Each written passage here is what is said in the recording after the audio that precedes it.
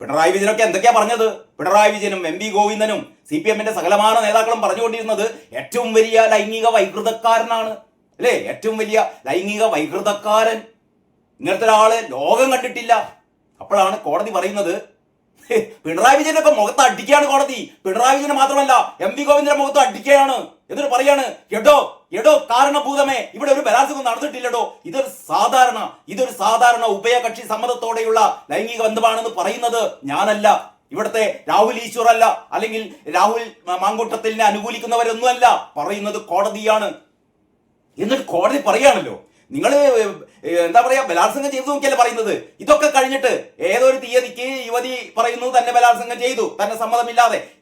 ഏറ്റവും വലിയ രസം, ഇതിന്റെ മുന്നേ പലതവണ ഈ വിവാഹിതയായ, നിങ്ങൾ ശ്രദ്ധിക്കണേ, വിവാഹിതയായ ഒരു യുവതി അവിവാഹിതനായ ഒരു ചെറുപ്പക്കാരനുമൊത്ത് പലവട്ടം ലൈംഗിക ബന്ധത്തിൽ ഏർപ്പെട്ടു, ഒരു പ്രശ്നവുമില്ല. ഏതോ ഒരവസരത്തിൽ യുവതിക്ക് തോന്നുകയാണ് അത് ബലാത്സംഗമാണ് എന്ന്. ശരി, ബലാത്സംഗമാണെന്ന് യുവതിക്ക് തോന്നി. അങ്ങനെ തോന്നിയെങ്കിൽ പിന്നെ നിർത്തണ്ടേ? ഇതൊക്കെ കഴിഞ്ഞിട്ട് വീണ്ടും യുവതി ഈ ചെറുപ്പക്കാരനെ തേടിയെത്തുന്നു, 2 ദിവസം ഈ ചെറുപ്പക്കാരനോടൊത്ത് കഴിയുന്നു. ഇതൊക്കെയാണ് കഥ. അപ്പോഴാണ് കോടതി ചോദിക്കുന്നത്, ഇനി വെക്കുക, അടുത്തൊരു തവണ ബലാത്സംഗം ചെയ്തു എന്ന് വിചാരിക്കുക. ബലാത്സംഗം ചെയ്ത് കഴിഞ്ഞിട്ട് വീണ്ടും ഈ യുവതി ചെറുപ്പക്കാരനെ തേടി പോകുക മാത്രമല്ല, 2 ദിവസം അവർ ഒരുമിച്ച് കഴിയുന്നു. പിന്നെ എന്ത് ബലാത്സംഗമാണോ, എടുത്തോടോ എന്ന് ഹൈക്കോടതി പറയുകയാണ്. ഇതിൽ പരം ഒരു നാണക്കേട് കേരളത്തിന്റെ ചരിത്രത്തിൽ ഉണ്ടാവില്ല കേട്ടോ. ഇങ്ങനെ ഒരു യുവ നേതാവിനെ, അല്ലേ, ഒരു യുവ നേതാവിനെ, MLA, ആ ചെറുപ്പക്കാരന്റെ രാഷ്ട്രീയ ഭാവി തകർക്കാൻ വേണ്ടിയിട്ട്, ആ ചെറുപ്പക്കാരന്റെ രാഷ്ട്രീയ ഭാവി മാത്രമല്ല, ആ ചെറുപ്പക്കാരന്റെ കൂടെ നിൽക്കുന്ന ഷാഫി പറമ്പിലിന്റെ കൂടി രാഷ്ട്രീയ ഭാവി തകർക്കാൻ വേണ്ടിയിട്ട്, അല്ലെങ്കിൽ കോൺഗ്രസ് പ്രസ്ഥാനത്തെ ആകെ അപകീർത്തിപ്പെടുത്താൻ വേണ്ടിയിട്ട് പിണറായി വിജയന്റെ പൊളിറ്റിക്കൽ സെക്രട്ടറി P ശശിയും കൂടി നടത്തിയ ഗൂഢാലോചന, അതാണ് ഹൈക്കോടതി എടുത്ത് വെളിയിലേക്ക് ഇട്ടത്. അപ്പോഴാണ് മറ്റൊരു സെഷൻസ് കോടതിയുടെ വിധിയും ഉണ്ടായി. അതായത് 3ാമത്തെ പരാതി, 2ാമത്തെ പരാതിയിൽ നേരത്തെ തന്നെ ജാമ്യം കൊടുത്തിരുന്നു. 3ാമത്തെ പരാതി, ഒരു കാനഡക്കാരിയായ സ്ത്രീ രാഹുലിനെ കാണാൻ വേണ്ടി വരുന്നു. കാനഡക്കാരിയായ യുവതി തിരുവല്ലയിലെ ഹോട്ടൽ മുറി എടുക്കുന്നു, രാഹുലിനെ വിളിക്കുന്നു, രാഹുൽ വരുന്നു. വന്നപാടെ രാഹുൽ ചാടിക്കേറി യുവതിയെ മുഖത്ത് തുപ്പി, ആഞ്ഞടിച്ചു, ബലാത്സംഗം ചെയ്തു. യുവതി റൂം എടുത്തിട്ട് രാഹുൽ മാങ്കൂട്ടത്തെ ക്ഷണിക്കുകയാണ്. ഇതൊക്കെ കഴിഞ്ഞിട്ട് തന്നെ ബലാത്സംഗം ചെയ്തു, ക്രൂരമായി, ശരീരമാകെ മുറിപ്പാടുകൾ. അതൊക്കെ കഴിഞ്ഞിട്ട് ഈ യുവതി അതിനുള്ള പ്രതിഫലമായി രാഹുൽ മാങ്കൂട്ടത്തിന് ചെരുപ്പ് വാങ്ങിക്കൊടുക്കുന്നു, അണ്ടർവെയർ വാങ്ങിക്കൊടുക്കുന്നു, രാഹുലിന് വേണ്ട കാര്യങ്ങളൊക്കെ ചെയ്തു കൊടുക്കുന്നു, രാഹുലിന് പൈസ വേണമെങ്കിൽ അതും കൊടുക്കുന്നു. ഇതൊക്കെ കഴിഞ്ഞിട്ട് ഇലക്ഷനായി എന്ന് തുടങ്ങിയപ്പോൾ, ഇലക്ഷൻ ആവുന്ന സമയം നോക്കിയിട്ട് രാഹുലിനെതിരെ ഒരു സ്ത്രീ പീഡന പരാതി. നമുക്കറിയാം, ഈ 3 പീഡന പരാതികളും വരുന്നത്, ഒന്ന് സ്വർണ്ണക്കൊള്ളയിൽ, സഖാക്കന്മാരുടെ സ്വർണ്ണക്കൊള്ളയിൽ ആകെ പതറി നിൽക്കുമ്പോൾ പിണറായി വിജയനെ സംരക്ഷിക്കാൻ വേണ്ടിയിട്ട്, പിണറായി വിജയനെ രക്ഷിക്കാൻ വേണ്ടിയിട്ട് ഈ സ്ത്രീയെ ഇറക്കുകയായിരുന്നു 1ാമത്തെ പരാതിക്കാരി. അല്ലെങ്കിൽ 1ാമത്തെ പരാതിക്കാരി എപ്പോഴോ വരേണ്ടതല്ലേ? രാഹുൽ മാങ്കൂട്ടത്തിന്റെ കേസ് എങ്ങനെ തുടങ്ങുന്നത് നിങ്ങളൊന്ന് ആലോചിച്ച് നോക്കിയേ. റിനി ആൻ ജോർജ് എന്ന് പറയുന്ന ഒരു സിനിമാ നടിയാണ് എന്നൊക്കെ പറയുന്ന ഒരു സ്ത്രീ, അവരാണ് ആദ്യം രാഹുൽ മാങ്കൂട്ടത്തിനെതിരായ പരാതികൾ, ഇത്തരത്തിലുള്ള പരാതികൾ ഈ TV ചാനലുകളിൽ ആദ്യമായി ഇവർ പറയുന്നത്. പക്ഷെ ഇവർ തന്ത്രപൂർവ്വം രാഹുൽ മാങ്കൂട്ടത്തിന്റെ പേര് പറഞ്ഞില്ല കേട്ടോ. പേര് പറഞ്ഞില്ല എങ്കിലും ഇവർ പറഞ്ഞ ഇവരുടെ എല്ലാവിധ ഈ പരാതികൾക്ക് ആധാരമായ ആൾ ആരാണ് എന്ന് ഇത് കേൾക്കുന്ന എല്ലാവർക്കും അറിയാം, അത് രാഹുൽ മാങ്കൂട്ടമാണ് എന്ന് പറഞ്ഞാൽ വളരെ ആസൂത്രിതമായി താൻ പേരൊന്നും പറഞ്ഞിട്ടില്ലല്ലോ എന്നാണ് ഈ സ്ത്രീ പറയുന്നതെങ്കിലും, ഈ സ്ത്രീ രാഹുൽ മാങ്കൂട്ടത്തിന്റെ പേര് പറയാതെ പറഞ്ഞുകൊണ്ട് രാഹുൽ മാങ്കൂട്ടത്തിന് ആദ്യം രംഗത്ത് വന്നത് റിനി ആൻ ജോർജ് ആണ്. പിന്നീട് റിനി ആൻ ജോർജ് കേരളത്തിലെ മുഴുവൻ പെൺകുട്ടികളുടെയും സംരക്ഷകയായി മാറുന്നതൊക്കെ നമ്മൾ കണ്ടു. അവസാനം പൊളിഞ്ഞു. ശ്രീനാദേവി കുഞ്ഞമ്മ എന്ന് പറയുന്ന നേരത്തെ CPI-യുടെ നേതാവായിരുന്ന, പിന്നീട് കോൺഗ്രസിലേക്ക് ചേർന്ന, കോൺഗ്രസിന്റെ ജില്ലാ പഞ്ചായത്ത് അംഗമായ, അല്ലെ, ഇത്തവണത്തെ പഞ്ചായത്ത് തെരഞ്ഞെടുപ്പിൽ ജില്ലാ പഞ്ചായത്ത് അംഗമായി വൻ ഭൂരിപക്ഷത്തോടെ വിജയിച്ച ശ്രീനാദേവി കുഞ്ഞമ്മ എന്ന് പറയുന്ന യുവതി വളരെ കൃത്യമായി പറഞ്ഞു, അവരുടെ മണ്ഡലത്തിൽ അവരുടെ വോട്ടറാണ് ഈ രാഹുൽ മാങ്കൂട്ടത്തിന്റെ കുടുംബം. അവർ ഈ കാര്യങ്ങളൊക്കെ അവർക്കറിയാം. അവർ പറഞ്ഞു, രാഹുലിനെ കുടുക്കിയത് ഈ റിനി ആൻ ജോർജ് ആണ്. അവരും പേര് പറഞ്ഞില്ല കേട്ടോ. കാരണം പേര് പറയുന്നവർക്കൊക്കെ എതിരെ റിനി ആൻ ജോർജ് കേസ് കൊടുക്കുകയാണ്. കാരണം താൻ അതിജീവിതയാണ്, തന്നെ പറ്റി മിണ്ടാൻ പാടില്ല. അതാണ് റിനി ആൻ ജോർജ് പറയുന്നത്. തന്നെ കുറിച്ച് ആരും ഒന്നും പറയാൻ പാടില്ല. തനിക്ക് ഈ നാട്ടിലെ എല്ലാ പുരുഷന്മാരെ കുറിച്ചും എല്ലാ അപവാദങ്ങളും എല്ലാ കെട്ടുകഥകളും തനിക്ക് പറയാം, പക്ഷെ തന്നെ കുറിച്ച് മിണ്ടരുത്, തന്നെ കുറിച്ച് മിണ്ടരുത്. എവിടത്തെ ന്യായമാണ്, എവിടത്തെ ന്യായമാണ്? ആ സ്ത്രീ എന്ന് പറഞ്ഞാൽ റിനി ആൻ ജോർജിന്റെ പേര് പറയാതെ ശ്രീനാദേവി കുഞ്ഞപ്പ ഒന്നോ രണ്ടോ മൂന്നോ ചാനലുകളിൽ വളരെ കൃത്യമായി പറഞ്ഞു, പ്രണയഭംഗം, മോഹഭംഗം, രാഹുൽ മാങ്കൂട്ടത്തിലിനെ വലവീശി പിടിക്കാൻ ശ്രമിച്ചിട്ട് അതിന് പറ്റാതായപ്പോൾ താനല്ല മറ്റു പല സ്ത്രീകളുമായും ഈ യുവാവിന് ബന്ധമുണ്ട്. തന്റെ മാത്രം വരുതിയിൽ, തന്റെ മാത്രം പുരുഷനായി, തന്റെ മാത്രം സ്വന്തമാക്കാൻ, തന്റെ മാത്രമായി സ്വന്തമാക്കാൻ പറ്റാത്തതിലുള്ള പക, പ്രണയപ്പക, തനിക്ക് കിട്ടിയില്ലെങ്കിൽ മറ്റാർക്കും കിട്ടരുത്, ഇയാളുടെ രാഷ്ട്രീയ ഭാവി താൻ നശിപ്പിക്കും എന്ന് പറയുന്ന ക്രൂരത, പക, അതായിരുന്നു ഈ സ്ത്രീക്കുണ്ടായിരുന്നത് എന്ന് ശ്രീനാദേവി കുഞ്ഞപ്പ പറയുകയാണ് കേട്ടോ. അവരെന്നിട്ട് ഒരു കാര്യം കൂടി പറഞ്ഞു. ഇതൊക്കെ അതായത് യഥാർത്ഥത്തിൽ ഈ കഥാപാത്രം, ഞാൻ പേര് പറയുന്നില്ല വീണ്ടും, ഈ ആദ്യം രാഹുൽ മാങ്കൂട്ടത്തിന്റെ പേര് പറഞ്ഞ ഈ സ്ത്രീ, ഇവരാണ് യഥാർത്ഥത്തിൽ രാഹുൽ മാങ്കൂട്ടത്തിനെ അങ്ങോട്ട് കയറി ചാറ്റ് ചെയ്യാൻ തുടങ്ങിയത്. എന്നിട്ട് ഇവര് പറയാണ് 24 മണിക്കൂറിനകം എനിക്ക് മനസ്സിലായി രാഹുൽ മാങ്കൂട്ടത്തിന്റെ ഉദ്ദേശം വേറെയാണ് എന്ന്.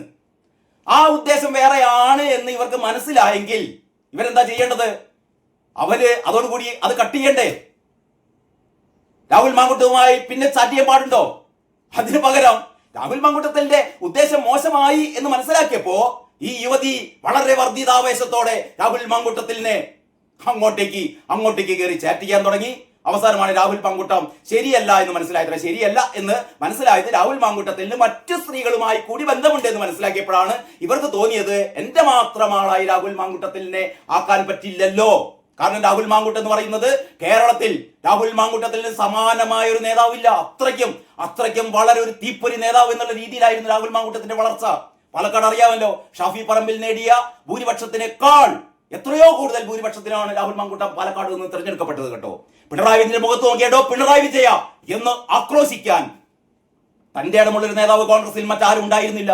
അങ്ങനെയൊക്കെയുള്ള ഭാവി കേരളത്തിന്റെ മുഖ്യമന്ത്രിയായി പോലും രാഷ്ട്രീയ നിരീക്ഷകർ കരുതിയിരുന്ന രാഹുൽ മാങ്കൂട്ടത്തിനെ സ്വന്തമാക്കാൻ കഴിയാത്തതിലുള്ള വിരോധം, സ്വന്തമാക്കാൻ കഴിയാത്തതിലുള്ള പക, എന്നിട്ട് ആ സ്ത്രീ ചെയ്തത് രാഹുൽ മാങ്കൂട്ടത്തിനെതിരെ എല്ലാ പരാതികളും വിളിച്ചു പറഞ്ഞിട്ട് രാഹുൽ മാങ്കൂട്ടം ഏറ്റവും വലിയ സ്ത്രീ ലംബടനാണ്, പീഡകനാണ് എന്നൊക്കെ പറഞ്ഞിട്ട് ഇവര് പാതിരാത്രി 12 മണിക്ക് ശേഷം രാഹുൽ മാങ്കൂട്ടത്തെ ചാറ്റ് ചെയ്യാണ്, വീഡിയോ കോൾ വരികയാണ്.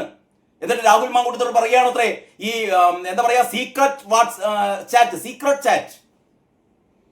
സീക്രട്ട് ചാറ്റ് വഴി നമുക്ക് ബന്ധപ്പെടാം, ഇതിന്റെ ഒക്കെ രേഖകൾ തന്റെ കയ്യിലുണ്ട് എന്ന് ശ്രീനാദേവി കുഞ്ഞമ്മ പറയുന്നു. ശ്രീനാദേവി കുഞ്ഞമ്മ എന്ന് പറയുന്ന ജില്ലാ പഞ്ചായത്ത് അംഗം പറയുന്നു, ഈ പറയുന്ന പെൺകുട്ടി രാഹുൽ മാങ്കൂട്ടത്തിനെതിരെ ആദ്യമായി പരാതിപ്പെട്ട ഈ പെൺകുട്ടി പറയുന്ന എല്ലാ കാര്യങ്ങളും തെറ്റാണ്. ഇവർ രാഹുൽ മാങ്കൂട്ടത്തെ വലവീശി പിടിക്കുകയായിരുന്നു. രാത്രി 12 മണിക്ക് രാഹുൽ മാങ്കൂട്ടത്തിനെ വീഡിയോ കോൾ ചെയ്തതിന്റെ തെളിവെന്റെ പക്കലുണ്ട്. നിങ്ങൾ എന്ത് ചെയ്യണം, നിങ്ങൾ സീക്രട്ട് ചാറ്റിൽ വരണം എന്ന് ആവശ്യപ്പെട്ടുകൊണ്ടുള്ള ഈ സ്ക്രീൻഷോട്ടുകൾ തന്റെ കൈവശമുണ്ട് എന്ന് പറയുന്നത് ഒരു സാധാരണ സ്ത്രീ അല്ല കേട്ടോ.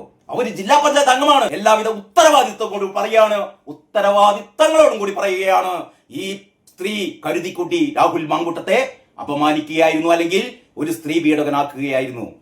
അങ്ങനെയാണ് ഈ ഒന്നാമത്തെ പരാതി. അത് കഴിഞ്ഞിട്ട് ഒന്നാമത്തെ പരാതി നിൽക്കില്ല, ഒന്നാമത്തെ പരാതിക്ക് ഒരു അടിസ്ഥാനവുമില്ല എന്നൊക്കെ മനസ്സിലായി. ഇതൊക്കെ പൊതുസമക്ഷത്തിന് മനസ്സിലായി. നിരവധിയായ സ്ക്രീൻഷോട്ടുകൾ വിവിധ മാധ്യമ സ്ഥാപനങ്ങൾ പുറത്തുവിട്ടു. ആ സ്ക്രീൻഷോട്ടുകളൊക്കെ കാണുമ്പോൾ നമുക്ക് മനസ്സിലായി ഇവർ തമ്മിൽ അഗാധമായ പ്രണയത്തിനടുക്ക് തർക്കങ്ങൾ ഉണ്ടാവും. അത്തരത്തിൽപ്പെട്ട ചില വാഗ്വാദങ്ങൾ ഇതൊക്കെ ഇവർക്കിടയിൽ ഉണ്ടായി. ഇതിനിടയിൽ സ്ത്രീ ഗർഭിണിയാകുന്നു, സ്ത്രീ ഗർഭം അലസിപ്പിക്കുന്നു.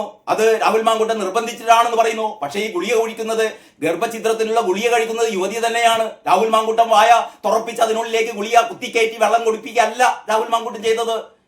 ഈ സ്ത്രീ ഗർഭഛിദ്രത്തിലുള്ള ഗുളിക കഴിക്കുന്ന സമയത്ത് രാഹുൽ മാങ്കൂട്ടം ആ സീനിലൊന്നുമില്ല. ആ യുവതി തന്നെയാണ് ഈ ഗർഭഛിദ്രത്തിലുള്ള മരുന്ന് കഴിക്കുന്നത്. പത്രപ്രവർത്തകയായ യുവതിയാണ്. ആ യുവതിക്ക് അറിയില്ലേ ഈ ഗർഭഛിദ്രത്തിനുള്ള മരുന്നാണ് താൻ കഴിക്കുന്നതെന്ന്? എന്നിട്ട് രാഹുൽ മാങ്കൂട്ടം നിർബന്ധിച്ച് തന്നെ ഗർഭഛിദ്രം നടത്തിയെന്നൊക്കെ ആ യുവതി എങ്ങനെ പറയുക? അപ്പോൾ കോടതി ഇതൊക്കെ മനസ്സിലായി. അതുകൊണ്ടാണ് കോടതി രാഹുൽ മാങ്കൂട്ടത്തിനെ നിരപരാധിയാണ് രാഹുൽ മാങ്കൂട്ടം എന്ന് ഹൈക്കോടതി പോലും കഴിഞ്ഞ ദിവസം വിധി പ്രഖ്യാപിച്ചത്.